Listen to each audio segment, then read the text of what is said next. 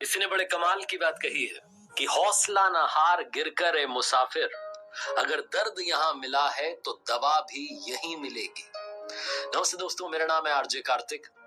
एक वेटर की कहानी सुनाता हूं जिसका नाम चंदन था, जो लाइफ में हाईएस्ट पॉजिटिव एटीट्यूड के साथ जी रहा था। उससे जब भी पूछो कि क्या हाल है तो कहता था बहुत अच्छा हूं, थोड़ा सा और अच्छा होता तो शायद मेरे जैसा एक और जुड़वा होता।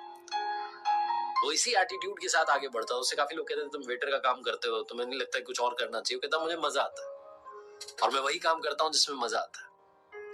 लोगों की बातों पर कम ध्यान देता था, अपनी जिंदगी पर ज्यादा ध्यान देता था। वो एक अलग अप्रोच के साथ में आगे बढ़ता था। लेकिन एक दिन एक दुर्घटना हो गई। जिस रेस्टोरेंट में काम कर रहा था उस दिन वो अकेला था और पीछे का दरवाजा लगाना भूल गया। पीछे के दरवाजे से चोर घुस आए।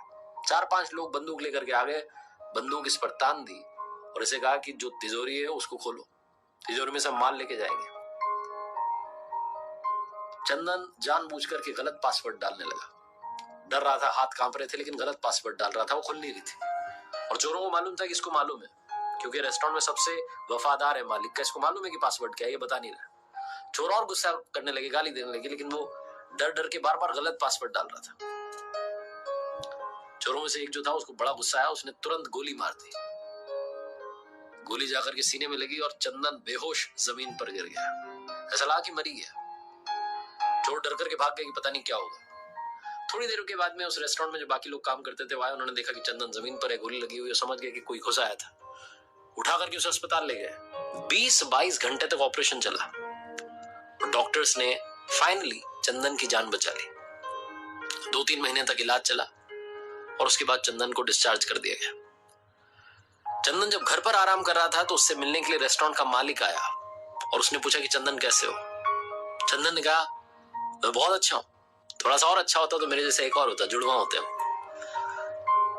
जो मालिक था उसने कहा इतना सब तुम्हारी लाइफ में हो गया और तुम अभी भी उसी मुस्कान के साथ बोल रहे हो।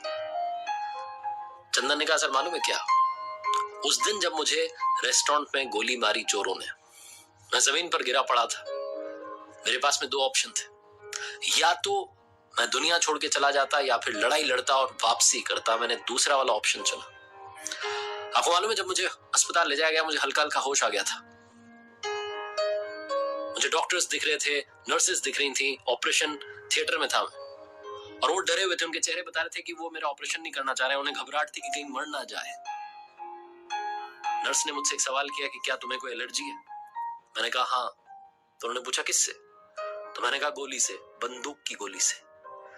और जब मैंने बोला तो समझने लगे और मैंने उनसे कांपती सी आवाज में कहा कि मैं मरा नहीं हूं, मैं जीना चाहता हूं, मुझे जिंदा रखो। मेरी इस बात ने उन्हें बहुत कॉन्फिडेंस दिया।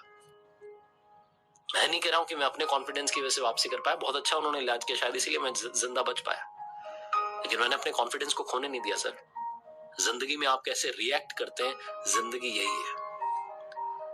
ऐसा लगा जैसे चंदन ने अपने बॉस को नहीं बल्कि हम सबको एक बहुत बड़ी बात सिखाई है कि लाइफ में आपके सामने चैलेंजेस आएंगे, लाइफ आपकी परीक्षा लेती रहेगी। ये अलग अलग सिचुएशंस को आप कैसे रिस्पॉन्ड करते हैं, कैसे रिएक्ट करते हैं, लाइफ वो है। ये छोटी सी कहानी बस ये सिखाती है कि लाइफ में हाईएस्ट पॉजिटिव एटीट्यूड के साथ आगे बढ़ते रहिए।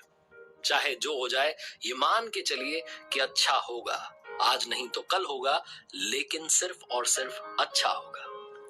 एक बार फिर से वही बात जो अक्सर आपसे कहता हूं, ऊपर वाले के आशीर्वाद के साथ, अपनी मेहनत और अपनों के प्यार के साथ कर दिखाओ कुछ ऐसा कि दुनिया